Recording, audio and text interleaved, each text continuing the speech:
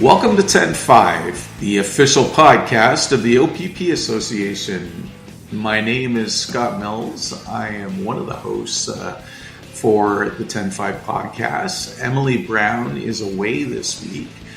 We are both the strategic communications coordinators for the OPP Association and your hosts for the 10-5 podcast, the official podcast of the OPP Association.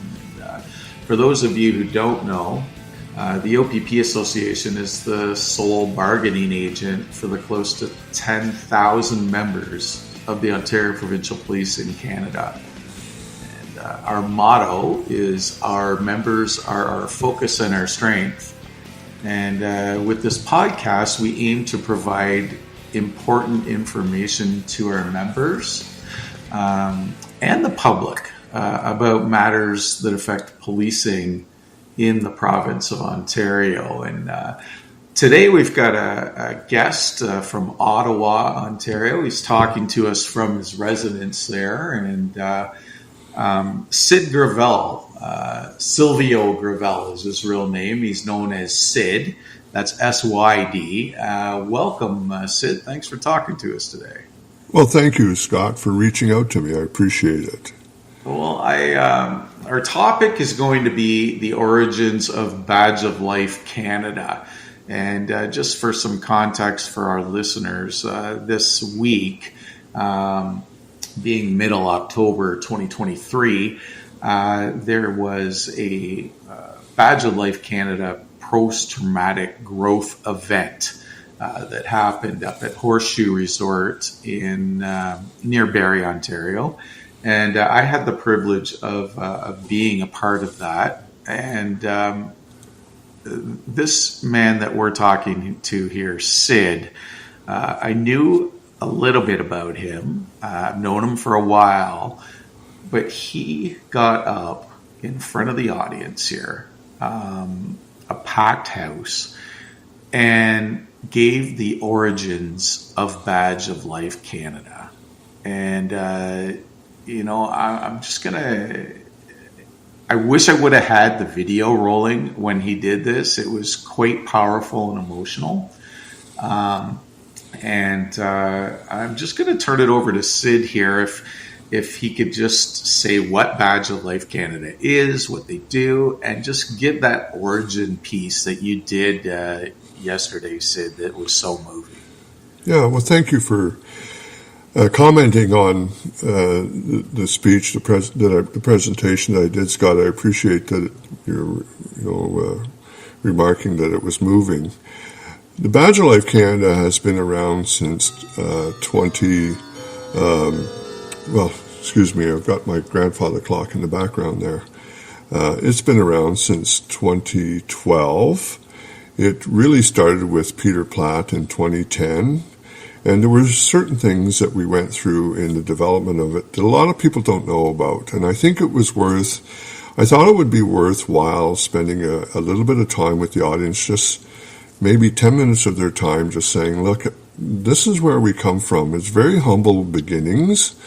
And there was a lot of blood, sweat, and tears that went into the development of Badge of Life Canada. And it has a purpose.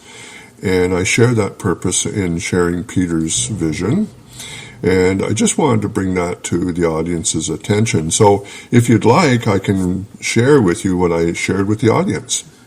Syd, I would very much like that. And just for some context, I'm not quite sure if you're going to go over it word for word or how you're going to do this, but for some context, this happened yesterday, October 12th, 2023, and there is a significance to that date. So I'm just going to leave that there, and Syd can take it from there.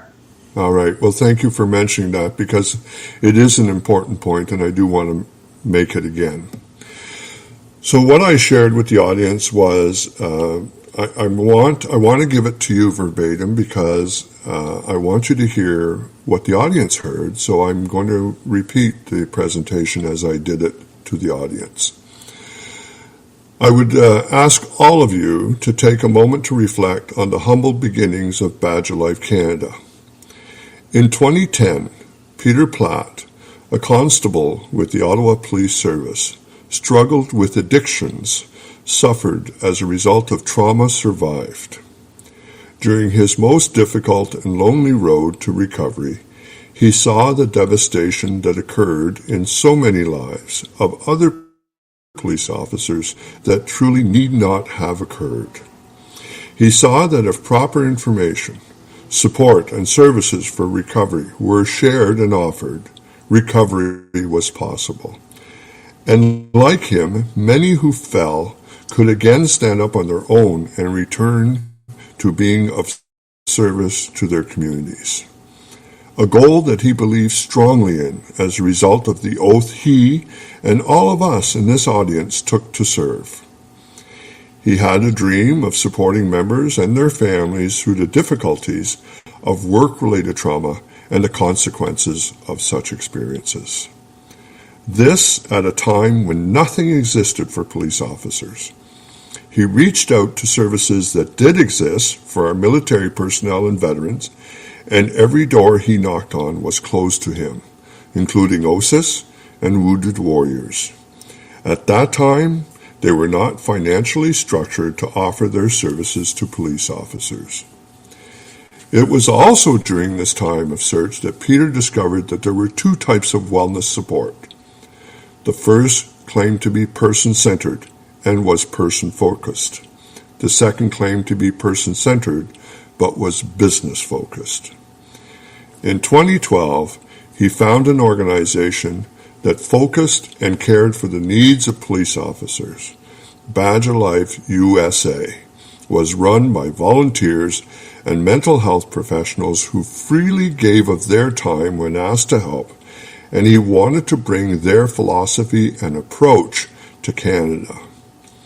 And with that goal in mind, he reached out to me for assistance, and we worked together to form Badge of Life Canada to fill that gap of services then not offered by anyone to police officers.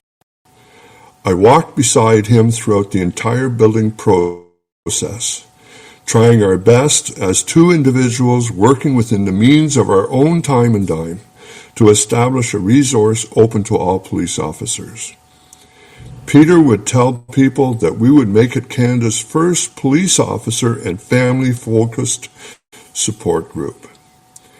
It did not take long before he was reached out by many others in the first responder world who, like police officers, found no services offered to them. Paramedics, firefighters, correctional officers, and civilians attached to services along with their families. Neither one of us knew how big the need was outside of our world of policing, but it didn't take long to realize that we needed help. And just as we reached out to those who could help us grow, it was discovered that Peter suffered of cancer. And on October 12, 2016, 7 years ago of that date, he passed.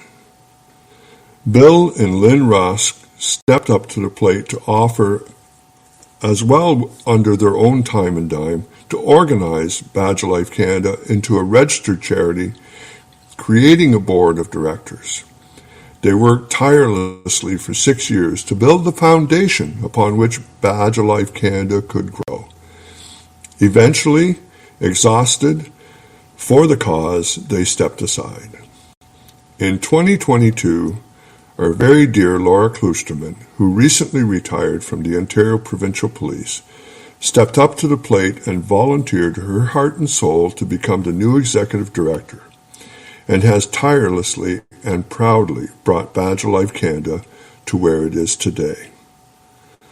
Look around, folks, at the people here today and the event that we are attending, and know that in my mind's eye, I see Peter Platt smiling, a wonderfully heartfelt smile upon us.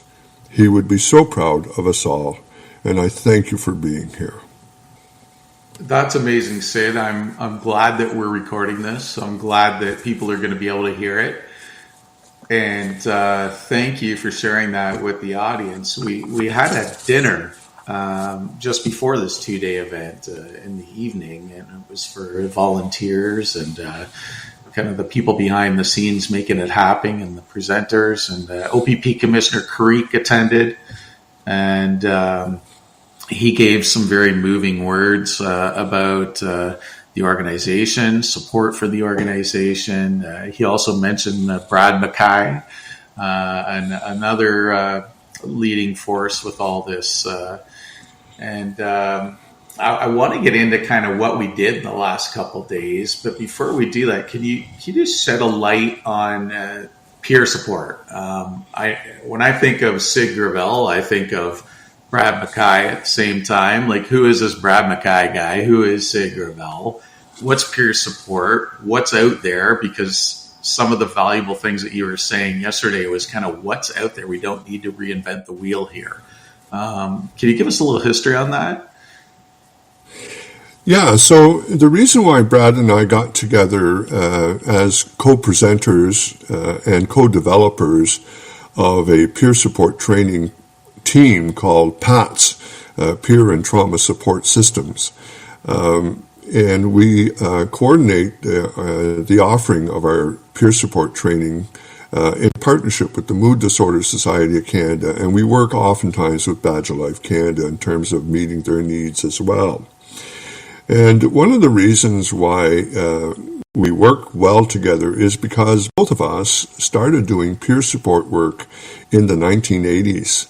When wellness programs, employee assistance programs, trauma-informed psychologists and social workers and psychiatrists weren't necessarily paying attention to us as police officers at the front line. And so we did it on our own. We basically said, look, we're going to just support each other as best we can. We're not going to let people fall, and if they do trip and fall to their knees, we're going to help them get back up by giving them some shared stories of people who have gotten back up on their feet while struggling through these very traumatic events that we see on a daily basis in policing. And we wanted to change the conversation around the fact that terrible things happen out there and we don't always react that well to them. So who can we talk to when we feel like it would make a difference if I could just talk to somebody else who's been through this and maybe explain to me that the sun is going to shine again? And so we did that since 1988, both of us. So between the two of us, we have over 70 years of peer support experience. The interesting thing, Scott, is that really nobody paid a lot of attention to police officer needs, paramedics, firefighters, correctional officers. Not a whole lot of attention was paid to us until the Ombudsman's report came out in 2012, directed to the OPP and well within the OPP. And I know that the Ontario Provincial Police were targeted in the Ombudsman's report, for lack of a better word, but every police chief in Canada paid attention to what was directed at the Ontario Provincial Police because they were doing no better, and they certainly could learn a lot from what the OPP was being advised needed to be done. So that Ombudsman's report was the opening Canada-wide for people to pay attention to the trauma suffered by police officers as a result of their daily work and their commitment to the community. And it was at that time that I wrote a book called 56 Seconds, and I've written 4 books since then. So this is not about the books, but basically it allowed us to say people are paying attention. And we've seen phenomenal growth between 2012 and today as to wellness programs and support for members and caring for their families as well, which is really now becoming a focus as well, because we want families to be strong and supported through these traumatic events and not just collapse and fall apart as we've let them happen in the past. So those are the kinds of things that are happening. So it's very busy today with regards to the people involved, and that's a beautiful thing, frankly, because from 1980s to 2012, we certainly felt like we were trying to do a whole lot of stuff on our own. That's a perfect segue to where I want to go here, because they're using the term public safety personnel a lot. I know Badge of Life Canada got its start due to police officers and stuff like but there in this audience, we had corrections representation. We had representation from paramedic services, from fire services, from military. Can you just maybe comment on just the collaborative nature of all this work that's being done? Yeah, I'd be happy to. So, of course, as I indicated in my introduction of the history of Badge of Life Canada, Peter Platt and I were focused on police officer wellness because that was our world. And eventually, we were contacted by people from the paramedics and fire and corrections saying, well, what about us?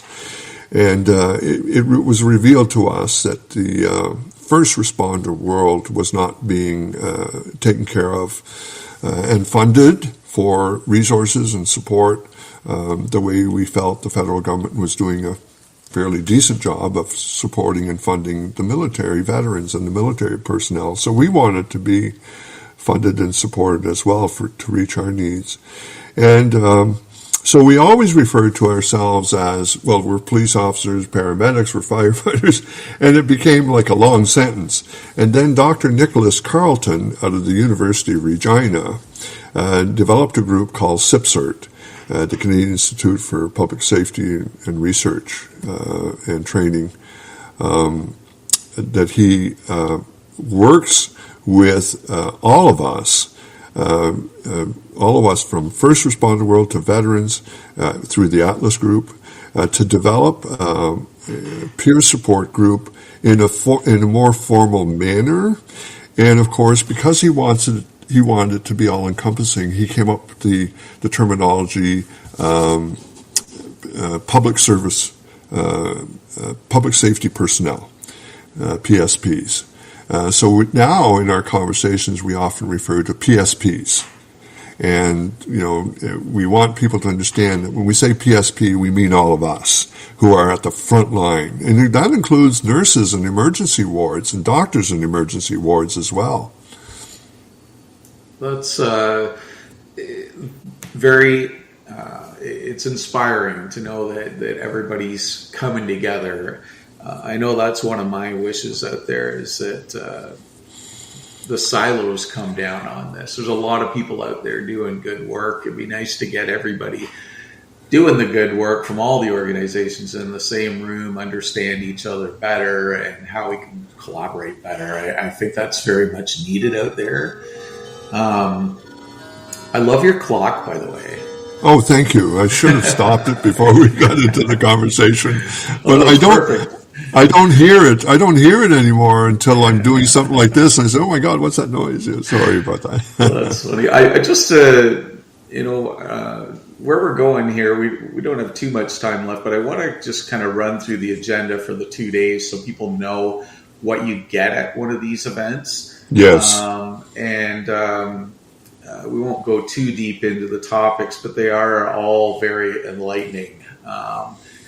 You're tired after 2 days. Yes. Because there's a lot of information, but it's very good information. And the networking is just amazing.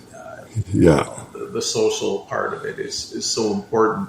And then I want to finish at the end of that. I just want you to think about this as we're going through this. What are your 3 wishes for moving forward? We often on the 10-5 podcast, we ask what people's 3 wishes for change are. And it's amazing sometimes when people say what their wishes, changes start happening from it. And, we had one guest on here not too long ago, and as a police officer, he shared his story of kind of recovery and getting some help and things like that. Hardcore police officer, long serving. And he said he got 300 texts and emails the day that the podcast dropped about him telling his story. So we're hoping we can make a difference here. So.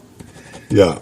And I got to say, this event opened up with the Honourable Elizabeth Dowdeswell, Lieutenant Governor of Ontario, coming to address. everybody there, and the Rama Police Service Intra-Tribal Peacekeepers Drum Corps. Yes. Absolutely phenomenal opening ceremony, and we did live broadcast that. It's on the Badge of Life Canada Facebook page if anybody's interested. But what were your thoughts about that opening, Syd? Well, I was very impressed with it, and it was absolutely beautiful when the First Nations drummers identified themselves with regards to the tribes that they were from, but also that they were all police officers.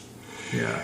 And I thought, wow, what a beautiful link, to the worlds that we work in, and who we are. Yeah. Well, there was two days, 2 full days. The first day was kind of 2 different rooms. One was titled On Duty Growth. The other was called Growth Beyond the Shift.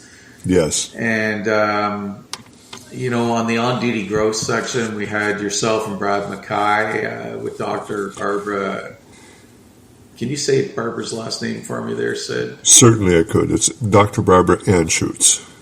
I knew I would not give that justice. But, you guys were talking about proactive leadership and Slay the Toxic Dragon, which is coincidentally the name of your book. And, with Brad being a retired staff sergeant at York Regional Police, you being retired from Ottawa Police, plus, your extensive work on all this, very enlightening. And then we moved into lived experience with Gary Ruby, former Peel Regional Police officer, now retired, and really enlightening, giving an overview of his struggle. And then we had Bob and Tanya Ferguson. Bob was a firefighter, and Tanya is his wife, and they talked about their journey and battle with firefighters' PTSD, and then now them being peer support specialists. And we had Dr. Ian Schulman, a clinical psychologist. He's also the vice chair of Badge of Life Canada. I believe he's out of Oakville. Talked about recovering from cumulative stress and trauma. And on the growth beyond part of it, we had, great presentation from registered psychotherapist and Badge of Life Canada Director Jody Walker. And that was creating calm out of the chaos and growing the first responders' families' resistance to trauma and anxiety. And she followed that up by a second presentation about supporting first responders' actions and reactions when children are on the scene. Very interesting. And the afternoon we had When Grief and Trauma Intersect, Navigating the Pain and Disenfranchised Grief Among First Responders. And that was Dr. Christina Harrington, registered social worker and from Hamilton.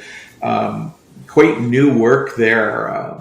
She indicated about, in her practice, just about just the trauma that any person in authority has when they're delivering bad news that somebody's died to a family. Yeah. It wasn't how to do death notifications. It was about how are you experiencing that trauma, and I found it very interesting. And that was followed up by Wendy Lund. Yes. And she's all about mindfulness and building proactive resiliency.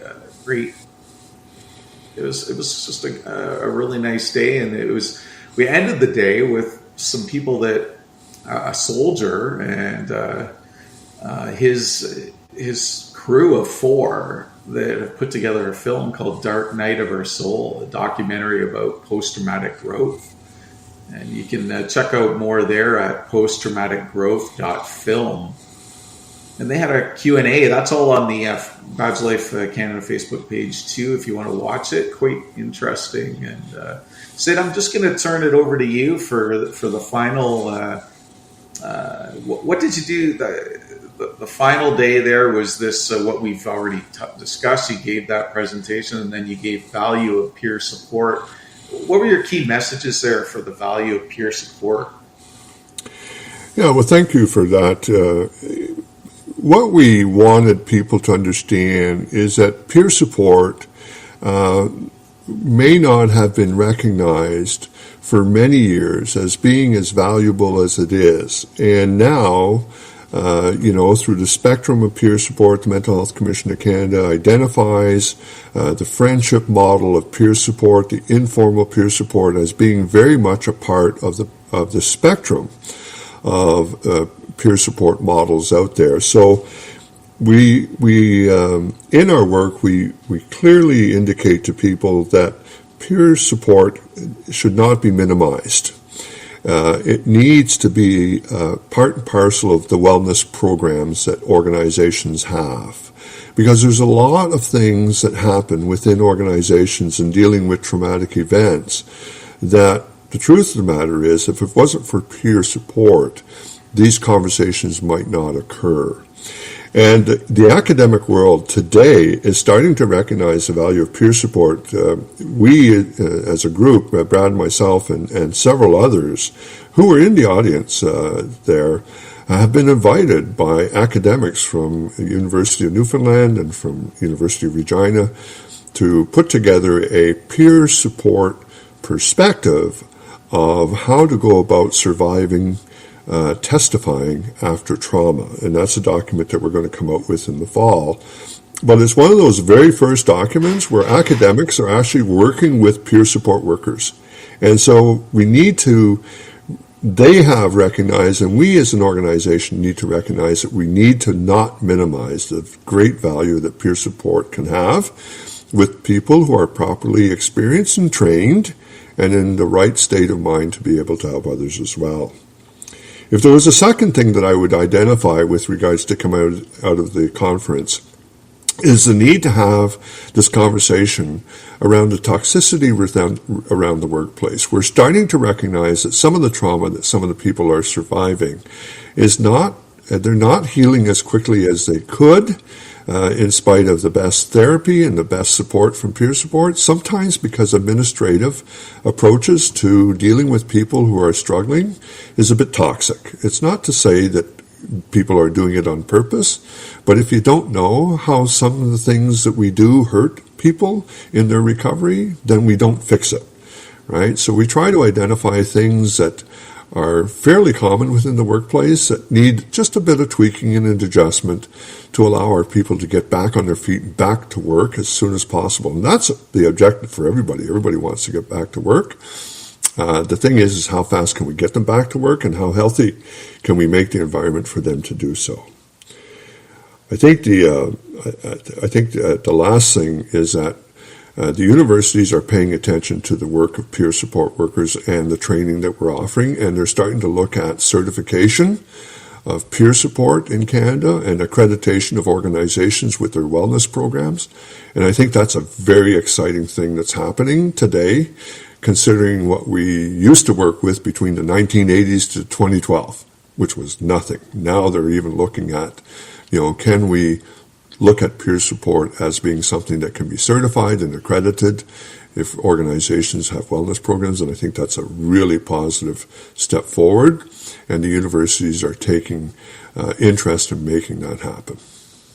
Well, it was definitely valuable information, and Dr. Ian Schulman and Dr. Christina Harrington also provided some more commentary on, Dr. Schulman was speaking about keeping a first responder's marriage strong. Yes. Very, very interesting there.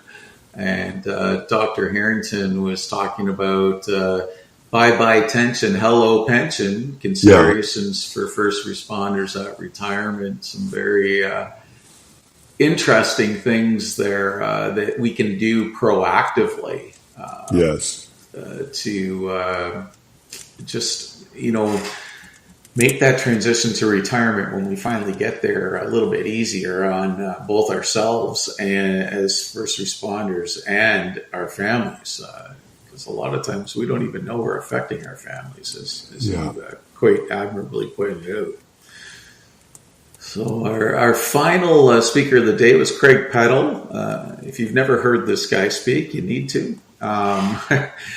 he offered an introspective view on mental wellness. And Craig's a hardcore cop, retired now and working in the private industry now. But he shared his journey very passionately, and there was absolutely everybody was paying attention to this. It was quite the way to end the 2 days. So, Syd, I'm glad that we got the chance to reconnect there. And as I stated earlier, what are your 3 wishes moving forward in this whole realm of support for public safety personnel?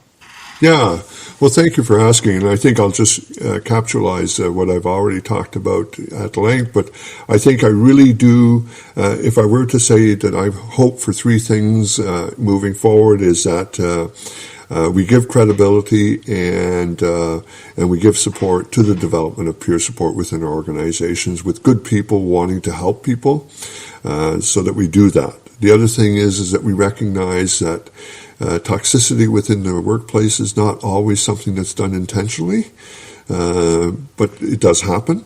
And can we fix that? And so let's pay attention to those things that keep people from coming back to work and staying on the job.